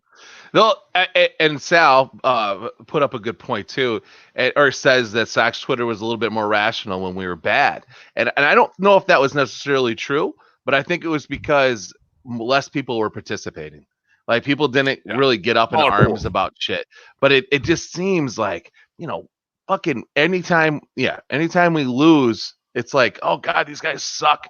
Fucking everything sucks. It sucks. And like, you can't see past, like, okay, there was a lot of positives yesterday. I know we lost, but there was a lot of positives and a lot of positives towards the end of the game. And we talked about it already. We don't need to rehash it necessarily, but that's the kind of shit that you want to see in the goddamn playoffs. That's in the AL wild fucking card, in the game 3. I want to see you come out and fucking leave it all out there. Like, if you lose and you leave it out there, I don't give a fuck. Like, it doesn't bother me. You know what? About like Illinois losing to North Carolina in 2005. Like, they tried. They did the best they fucking could. They got fucked by the refs, but whatever. No big deal. They fucking gave it a shot. But Illinois this year, when they got fucking curb stomped by Loyola, that pisses me off more because they did not do what they should have done. They look like shit, and they were not a good team in there. And that bothers me more than, like going out there and just losing. If you put it out there and you fucking lose, that's fine. But if you fucking aren't trying, and those guys are fucking trying, goddamn Billy Hamilton sliding into home on his face. Like, if that doesn't get you excited to fucking watch baseball, I mean, my God, it's just like, it's fun to see. And it's just something I wanted to throw in. Chorizy made a great fucking, agenda this week, but it was something I was just, while I'm writing notes, 45 minutes ago, I'm like, hey, what should are we ingesting this differently? Cause people seem really hype, so yeah. So my Sox Summer, like I hear you on this. Like I definitely, and you see it, like there's people are flipping back and forth and going crazy every game. But you know what? Some people like that, man. Some people like the fucking roller coaster. Yeah. Like the roller coaster is exciting, right? Like, right. So I like people like the ups and downs. And like, so when I see that on Twitter, when someone's going like, why the fuck did Abreu swing at that? What a piece of shit. That's the emotion of someone who is living and dying with every pitch of the game. And I got no problem with that. Agreed. I don't want to do it because I got enough fucking gray hair. Like, I don't need more. But like, I get it. I get why like people can get emotional like that, and I love it. I mean, those are our people. Those are the people that come to the 108 once we get back, and we'll be fucking having an incredible time at the game with us, no matter win or lose. But if it's losing, they're MFing everybody on the field, and you know what? I love it. I love it. I love your thoughts here because there's no perfect way to fan. Everyone should fan the way they should. But some of the people who do it, my Sox Summer, like Chorizy's right. Some of the people that MF these guys, they let that shit go 5 minutes after the game's over, and the next day they're ready and they're like, all right, this is my team or whatever. And that feels healthy to me. That it feels healthy to like, fuck this guy, and then okay, all right, tomorrow, all right, I like this guy. It's like the Larry David meme, like, fuck you and see you tomorrow. Like that. That's White Sox fandom right there. Like, I fucking hate you. We break up. Baby, I love you. Let's get back together. It's like this fucking vicious cycle. Yeah, right. Like, not for me, but people love it. People do it. Hey, Wally's been doing it for years. Luckily, he's caught up in a good thing right now. So good for him. So guys, I want to have a little fun with you fellas. I got to write the agenda this week. So I came up with a series of questions that I had for you. We could do them pretty rapid fire. But there's a series of questions I wanted to ask you guys, and they're mostly related to the in-stadium enjoyment of the games, a little bit of the television though too. Just one, and we're gonna start with that one. And these are either or questions, or or you're in or out on this idea. So the first one is Elk Grove Village or Village of Bedford Park. Oh, Village of Bedford Park. Come on, baby. Easy. The free T-shirts got you? They got me. you never know. Elk Grove Village might start giving out free tank tops, and they might sleeveless. Sway. They go sleeveless. I'll be in. At least one sleeve. All right. So yeah, Bedford Park. Next question is: you can never have Pineapple Guppy again, but beer vendors come back this weekend. Are you in or out? Beer vendors. You're in for that. I love it. I love it. So the best section that you've sat in this year? 104. I liked 105. All right. Oh man, you guys are going deep into the outfield. Yeah. You like that view. Is My Sock Summer? Is it just because Adam Eaton threw a ball? That was nice. I'm not gonna lie. It was more interactive. I feel like with the players right there, which was fun. The kids loved it. You were in the sun the whole time, which was nice. Kept you warm. Because it was a little chilly. I like sitting, and I was telling people this all weekend because people are like, you got great seats. And I'm like, no, they fucking suck because I have to sit like this the whole fucking time. Yes. I'm like, I can't see the game. Like the thing about the 108 and the thing about those two sections there is you're looking straight at the fucking action. Like I'm looking at the plate, right? And like, God bless the White Sox. They're putting all the information up above like where the people are, right? So I can look up, I can pretend like I'm paying attention. I know what the count is. It's like I know what the guy's name is potentially, depending on how many drinks I've had. And then like I don't have to turn around or go anything. I can just look straight ahead. And that's the one thing I'm fucking totally missing. Like I like the interactiveness. I liked being this big fat white buffalo for everyone's entertainment on TV on Sunday. But like I want to be back in my fucking section, especially because a lot of times like I forget to reapply sunscreen and I'd sit in a hot tub on Sundays and then I fucking get my legs sunburned because I'm sitting there like out and about, you know. I'm like, why are my legs sunburned? You know, well, because you sat in a hot tub. And it all got cleaned off, and now you're there. So, like in 108, I am covered by then. So, but yeah, the biggest thing is just looking straight ahead at the fucking action. That's the one thing that just I need. Chorizy, for me at 105, the reason why is because we did accumulate a substantial crowd on that Saturday night, including White Sox Dave and Barstool Chief and a bunch of people, and it felt like 108. For one night, it felt like, okay, this is like 108 because a lot of people are here. Everyone's talking, we're drinking, we're having a lot of fun time, busting each other's chops. It felt more like 108. So if these next games coming up, if 110 where we're at down close to the field turns into that, then I might change my answer. So that's where Chief allegedly made his. Oh, go ahead. This leads me to my next question, which is, you cannot return to the 108 for the rest of the season, but My Sock Summer catches a ball every game. You in or out? Out. Fuck him. Fuck him. I want my real seat back. I'm out. I've had enough. Like that. The second one was enough. Like I don't need that. I don't need to experience that ever again. Because you know what? The more times I get hit in the hand with a baseball, the more chances I'll have to drop it, and the more chances you guys will make fun of me. So I don't need that anymore. Yes. All right. You get to stop fans from doing one thing. Is it the wave, cup snakes, fighting, or lining up poorly for the bathroom? Bathroom. I'm gonna go with the woo. I know it wasn't a choice. It was not even a choice. So goddamn hard. So I get rid of that woo bullshit. I'm willing to add that in for you. No. Sorry. See, that's a 100% wrong answer because there's only one thing that affects us all the time, and that is the fucking bathroom. If people lined up for the bathrooms and it was a much cleaner, easier experience, just think of how much more we'd drink. It would be great. Yes. All right. Assuming we get in-seat vendors back, which would be a more valuable addition for the 108 family? A pizza vendor or a hard seltzer vendor? I mean, I hard seltzer. I was gonna say I think it's hard seltzer, and it's pretty obvious. So, and to be clear, that's not for the 108ers. That's for the 108 wifers. Because like there's some hard seltzer drinkers in there, and once we get the vendors back, they're still gonna have to go find those throughout the park. Right. Well, now didn't Richard take around it at one time? Like he took around like that Bon Iver, whatever the fuck it's called.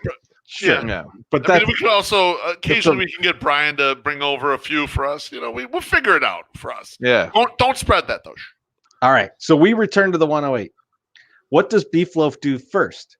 Tweet a pic of the foul pole, tweet a pic of himself, or take his shirt off? Him with the foul pole. With the foul pole. It's foul pole easy. Foul pole. I need that view of the foul pole. I made that picture famous. I will go back to that well. He's done everything. He's done everything for us. What does My Sock Summer do? What do you mean I've done everything? I didn't make that famous? Who the fuck decided to zoom in real tight on the foul pole? I don't know. So stupid. Like, me. I did that. Thanks for telling me. What a jerk. All right. What does My Sock Summer do first? Tell Wally to move over, yell at someone 6 sections over, or demolish his seat in the first sitting? It's definitely tell Wally. It's Wally, get the fuck out of here. Kind of move over a little bit. Yeah, I'm definitely going to tell Wally, get the fuck away from my seat. Yep. What do I do first? Tell Beef to go get some beer, fall up the stairs going to the bathroom, or dance poorly? Me to go get beer. Beers. Yeah. Beers. That's an obvious. That's an obvious one. You should probably go get some beers. Those are all things I've done at the park. There's only one I do every game. That's right. All right, my sock summer. That was good. Time for you to pay some bills. The most amazing thing ever invented in the entire world is the tank top. In fact, it was invented by Isaac Newton. He was getting all hot watching the stars and shit, so he just cut the sleeves off. Jesus wore them. Gandhi wore them. Abraham Lincoln liked his handmade by his lovely wife. Albert Einstein wasn't a huge fan, but fuck that guy. Right now, you can hit up our merch shop and buy one of the most amazing inventions ever, the tank top. As the temperature goes up, the clothes come off. So be ahead of the game and get one of the sexiest pieces of merch we've ever created. If you want to add in a trucker hat, I won't stop you. I'll even throw in a few stickers if you do. Just don't tell BeefLoaf. Head to FromThe108.com and click on the ad. We have shirts, hats, sweatshirts, tank tops, raglans, and a bunch of stickers. Go buy now. And that's it. Beautiful. Beautiful. I can't wait. No pooter, huh? Coming through. Because he had to go take a whiz. He was running around. He's still muted, but he's talking to us, you know. He was WizLoaf. We can't always do the pooter. Come on. It's an occasional treat for everybody. All right. So I now thought I would have listened more laughter than that. Fuck you guys, man. I worked really hard on that. I laughed. I just Isaac Newton created the fucking tank top. That shit's hilarious. I don't want to laugh mid reads and mess you up. Now you're frozen because you got so angry. The comments don't say anything was funny, so I don't believe you. It's getting there. And I did say Gandhi or Gandhi. Yeah, but I meant to say Gandhi. Like Gandhi. I fucked it all up. I spelled it right though. I mean, I know how to spell it. All right. Isaac. Shut up, Brian. All right, let's go ahead. It's time for last call. Yes. All right. So last call is when we ask a question to one another. It could be absolutely anything, but each of us will ask a question to the other fellas, and we'll even answer the question ourselves if we so choose. So I will start this off. I'm gonna start this off to you guys, and my question to you guys is: what piece of drinking advice would you give to your 21-year-old self? Wow, that's an excellent question.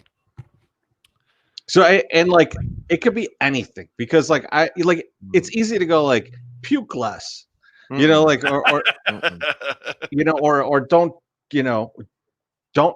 go out every day, but those are no fun. I think I would tell my 21-year-old self to learn my rhythm with shots. Shots will eat you up early in your career, and then as you get older, you understand how many shots you can take or how much tolerance you have, right? But when you're a young person, you don't really get it, and so you start firing down shots, and you don't realize how they affect you, and then like how they kind of catch up to you quickly. So I would tell my younger self to just stick to whatever things you normally drink, and then mix in a shot here or there and see how it affects you. So I would say be careful with the shots. You know, I think I would tell myself, maybe we need to lay off the beer a little bit and drink a little bit more vodka. And like, maybe I could have got my training wheels, you know, like used a little more in the hard liquor realm, because I didn't drink hard liquor at all, like for the most part. Like I used to have like $2 lemonade and vodkas at Otto's over there in DeKalb. But those were mostly lemonade and shitty well vodka. But I used to drink the shit out of Absolute, but every time I drank Absolute or heavily, I would get fucking entirely too wasted, and then I just never got a good rhythm. So like you were saying with the shots. So I think it would be, yes, let's try to get back on board here with some good vodka drinks and just take it easy. Just take it easy, like the Eagles. Like the Eagles, get the fuck out. Beef, I really liked yours. The shot rhythm, I think, is key, and I think that you don't learn that for a while. I think you have a lot of mistakes before you get there. You do, and like doing shots is nice, especially like shot in a beer type situation. It can treat you real nice if you know kind of what you can handle and all that. But as a young person, you don't know. You just fucking go firing into it, and you always screw it up. Mm-hmm. I think I would tell him, I would like sit down with myself and go, in 2021, fucking nobody drinks Red Bull. You should probably drink a lot less of it. That's a fairly good call. No Four Loko either. I'd probably tell myself more Four Loko. You really that's I would tell myself that shit's still on the market. You should check it out. It still exists. Get in there. You should buy some and keep it, and then you can sell it on eBay later. You're gonna meet a guy. Who knows? Buy stock in anything hard seltzer related. You don't even know what that is, but go ahead and get seltzer. That shit right what now. The fuck is that? Everyone loves it. Trust me. That would be funny. Like telling people, like going back, 20 years and just talking to yourself about what people drink now. Be like, people spend their entire paycheck on bourbon now. Yes. The stuff that you only know as like the as Jim Beam. That there's a whole market of this now that you can't even fucking imagine. and you do it. That would be me telling you you're one of them. One of them, yeah. You become one of them. Yes. All right. Since my sack summer's been in the same pose for like 40 minutes. I'm still moving. I'm moving. Maybe he's moving for Beef. I don't know. I see him. I got a frozen shot. He's got he's got the little. He's doing one of these, which I really. Oh, he's not back. Yes, there he is. Yes, he's back. Gorgeous. I was moving before. That's fucked up. I don't know. We're you may have been moving. Your screen. Your screen was frozen. But at the end of the day, I will let you go next because now you're unfrozen. So now when we talk about last call, I always thought last call was whatever we wanted to do. It is. Okay. Because when Chorizy introduced it, he said it's a question where we bring a question to the group. I don't have no fucking questions for you motherfuckers. Oh, okay. I just want to show off some shit. Do it. And I wish I had a graphic for this, but I didn't want to give it away. I went thrift store finding today, and I found some stuff, and I wanted to show everybody. And I have a gift that I got for Mr. Loaf today, which I will wash before I get it to him. I know he's going to be real excited about this. So get ready. It was on sale today, so I only paid like $1.20 for it. But I got you this.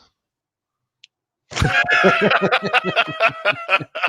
tight is that going to be on me? Is it going to be like as tight as my breasts are on this? Listen, I put it on.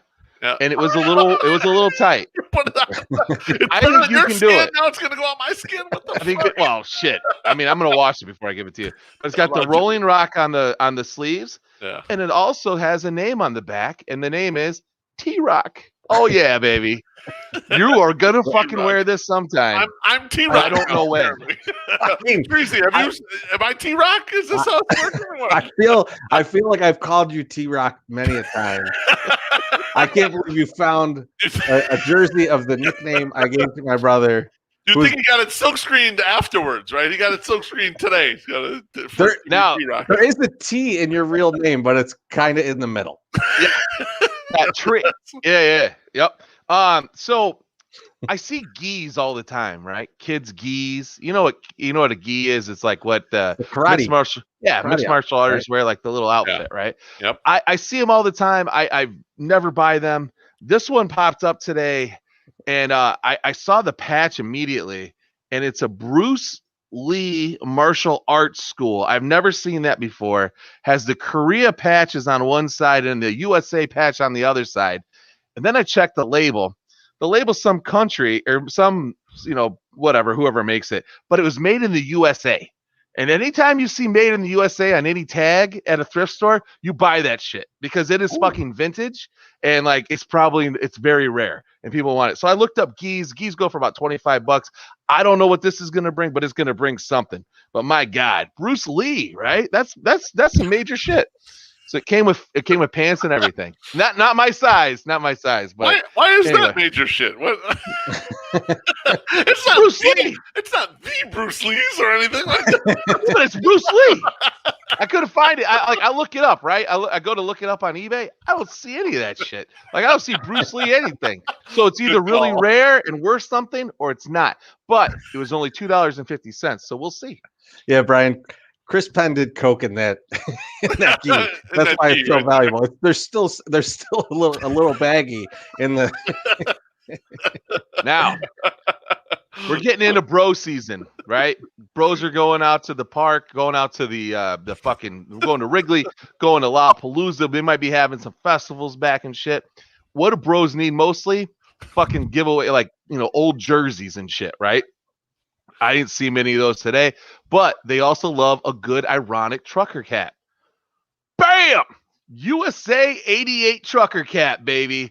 It's got the stripes on the sides and it's got a red fucking strap back.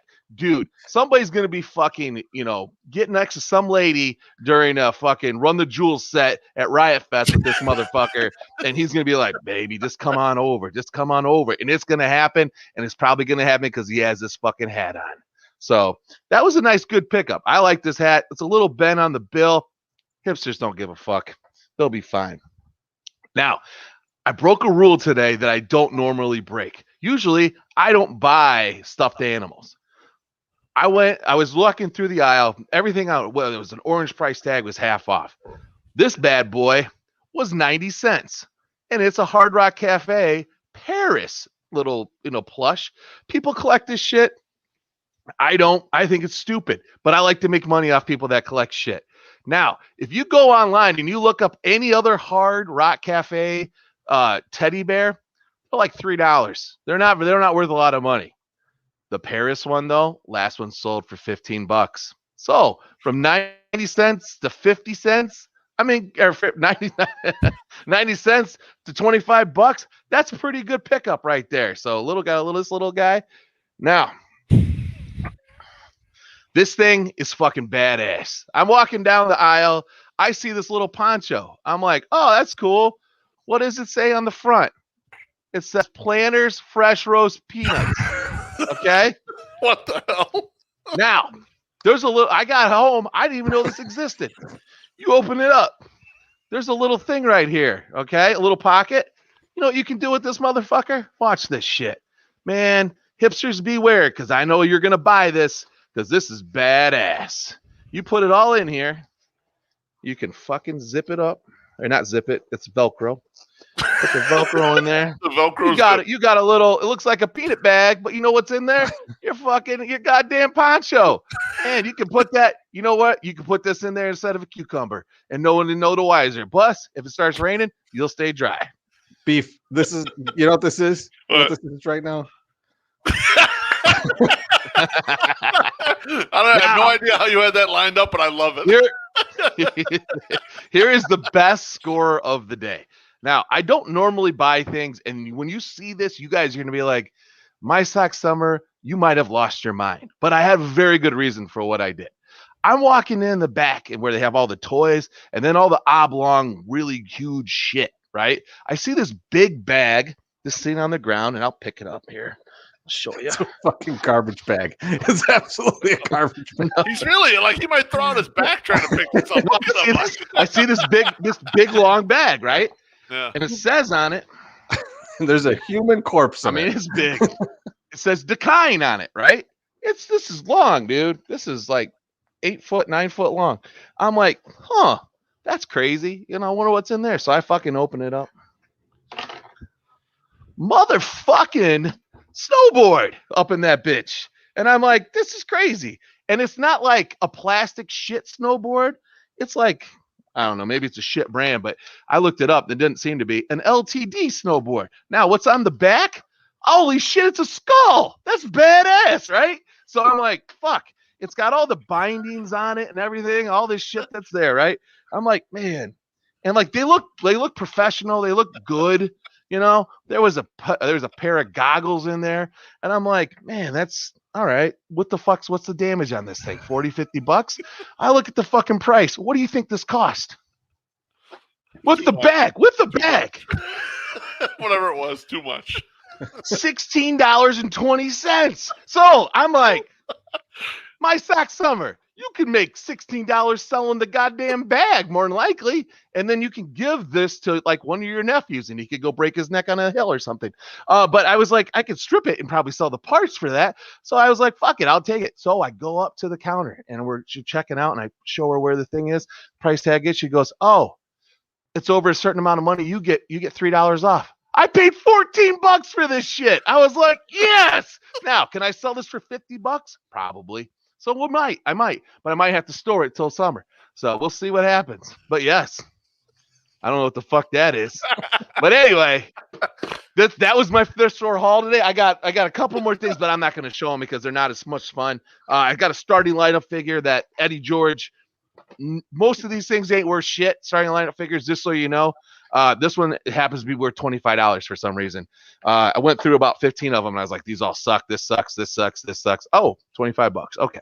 So, yeah. That was my thrift store haul today. I can't wait for a this or that with all of those things. So, just a side note, real quick story. Maybe one of our fans bought it. I don't know. But one of the first times I bought something really expensive was a Carlos Lee autographed jersey, an authentic autographed jersey that had the All-Star Game patch on it that had clearly been in a frame. And they sold it I think it was like $100 or something. And I finally sold it today. I think that was about a year and a half, 2 years ago. I finally sold it today for $200 or $225. And I was like, yeah. I knew I had something, but it was going to take a while for the right buyer to show up, and somebody did, and I shipped it out today. So I was like, yes, that was a good score. And then I'm like, let me spend all that money as soon as I get it on a fucking snowboard in June. So yeah, good smart move. But that's my last call. Respect. The comments have been on fire during the whole show. Yeah, I must say, dude, I've been watching the Storage Wars, because I know they have a new season, so I've been watching a lot of that. Yeah. And I a lot of it's fake, but that's one I most recently watched. Like Daryl, like lands this big unit with tons of toys and shit in it, and I'm like, oh, that's like what you wish for. You're like, oh, I want to land one of those units that all the old toys from the early 2000s, the mid 2000s that were you thought were going to be collectible, but they weren't, Oh, that's what we need. We need to get My Sock Summer on Storage Wars. Yes. On a couple episodes maybe, and he lands a couple lockers. Maybe we got to do a GoFundMe to get the seed money to land the locker, but whatever. You'd be awesome on that show. I really think you would. I think you'd excel on that shit. I feel like Sal would give him a few grand. I feel like he would seed this. He seems to love everything that you bought. He does. He really enjoys all this stuff. Yeah, for sure. I'm going to say he'd be willing to pay.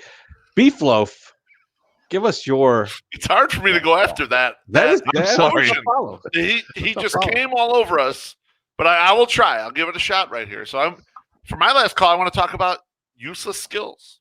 I've talked about my basketball exploits in the blog, mostly in high school, and mostly how I was bad to mediocre. However, I do have one useless skill that I developed along the way. Back when I was in 8th grade at BCA, and Chorizy and I went to grade school at BCA, and my daughter has gone there too. There was a young lady in my class, and she was supposedly really good basketball player, but she wasn't playing basketball because she hated the coach that was coaching the girls' team.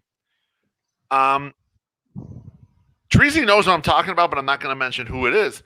She was able to spin the basketball on her finger. And me, being a big swinging dick there as a basketball player, I could not do this shit. So I thought, I got to figure out how to do this, man. I can't allow someone to have the skill that I can't do. So I practiced like a motherfucker. I'm talking about 4 months. And even right now, as an adult, I can spin a basketball on absolutely every one of my fingers. I could transfer them. And even not so long ago, I could have a spinning basketball on my finger, throw it up in the air and catch it and keep it spinning, right? It's an absolutely totally fucking useless and pointless skill that I spent months cultivating. Okay? Terrible. There's no reason to even have it. Even people, when they see you do it, think, oh, that's kind of cool. And then they don't care seconds later. Okay? I want to ask you guys, do you have any skill like this that you spent a bunch of time developing that really is kind of cool, but no one really gives a shit? No one cares. Chorizy, I can give you a couple minutes because I have a real stupid one that I think. Go ahead. I think it kind of relates to the younger generations. Like, I can Google really well. Like, I can find something. If there's something out there like that falls under the category that that probably started the whole trend. But like putting in the right search terms to find things, like back in the day when I was buying a lot of stuff off of eBay, like bobbleheads or whatnot, just putting in misspellings of things and like would land a lot of different things that wouldn't come up in regular searches, which maybe buy, stuff at a more reasonable price. But then also, on Google search, like, I don't know if it's just because people like are lazy and I just put in like 2 more seconds to like think it through. Like, maybe we should search this, not that, and like, that's potentially what it is. But that's pretty worthless. And I did put some, I mean, I've honed it for years, like, why we've been Googling things. So, but yeah, I'm really pissed that you can spin a basketball on your finger. You haven't done it one time in the fucking Sunday soak, like, and pop it up and then throw it through the hoop. No one cares. Dude, that's why I haven't done it. I could do it. I'll do it the next time for you. I'll spin a basketball. I would love to see you do that and then just go. I can keep, and then it just go in the hoop. Keep it going too. I was just like, forever until you get tired. Yeah. But no one cares. No one gives a shit. The trick is to like hold the 2 fingers like next to it, right? Like to keep it steady. Is that the trick or no? I don't even need to do that. I could fucking do it on my pinky finger or my thumb, like just stand alone, no problem. Damn. All right. I want to see it. Great hands. Great hands on this guy. Everyone says it. So speaking of hands, so Beef, that I have abnormally large hands for my body, and I have long fingers. And so back in the early 2000s, like, everyone played poker, right? Like, everyone watched poker. For some reason, we spent many hours watching poker on television. It's a boring ass game, but we did it and we loved it. And one thing that I saw when I would watch that is guys would shuffle their chips, right? Like, you take your chips, put them in 2 little stacks, and you shuffle them. Now, BeefLoaf has seen this, and he can testify to this, is that I can shuffle a lot of chips because my hands are super long. Like, they're very long. So you got really fucking long fingers. Yeah. And like, I'm not bragging here. I play bass. So like, there is some dexterity to my hands. Mm-hmm. And so I can shuffle a lot of chips. It is the most useless skill that anyone could possibly have, because it's even when you're doing it, it's not very cool. And the propensity to fail at it is high enough that you just look like an idiot who just spills their chips all over the place. So I could do 50 cool chip shuffles in a row. That 51st, when I spill the chips, I just look like a drunk asshole, even if I haven't had a drink yet. But I've had a drink. But it's a totally useless skill. Spoiler alert. It's fairly dumb. It's fairly dumb too. Like, you kind of like, when in 2006 I probably looked kind of cool doing it. In 2021 I kind of look like an asshole doing it. So like, I would say that is probably my thing that, like, I would assume most people can do, but I think the amount of chips that I can shuffle is higher than most. But that's not good. It's not it's never helped me do anything. It also doesn't equate in any way, shape, or form to your poker ability. Right. Like, if I could go to a poker table right now and shuffle a bunch of chips and be out in two hands. Can you get the chip to go over your fingers? Like, roll, like do the flips? Like the run down. Yeah, and then flip it back. Yeah, I can do that too. Man, I can never figure that one out. I can never get that right. But it parlor tricks galore in the 108. I got. But again, that one's even dumber. Right. Like, it's just because, like, it's even dumber because I can do it, but I do it slowly. So like, it's like if you chug a beer, like, we have a video of me chugging a beer where I slam the whole beer after. It's probably my 13th beer of the day, but it takes forever. It's really long. It's a 40. It's longer than this podcast. It takes me to drink that beer. Like, and if you just like can just like slowly put the chips across your fingers, like it's not cool. It's you did it. You finished the marathon in 16 hours. Congratulations. Everyone's already gone home. That's hilarious. Yes, I'm trying. I gotta get a parlor trick. You're gonna be shuffling chips. You're gonna be spinning balls. I'm gonna shuffle chip in the hot tub. It's gonna be great.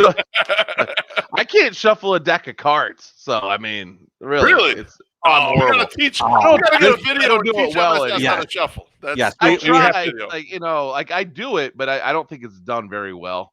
You know, we it's should not teach up to him how my to do it part. on video, Chorizy. That would be So fun.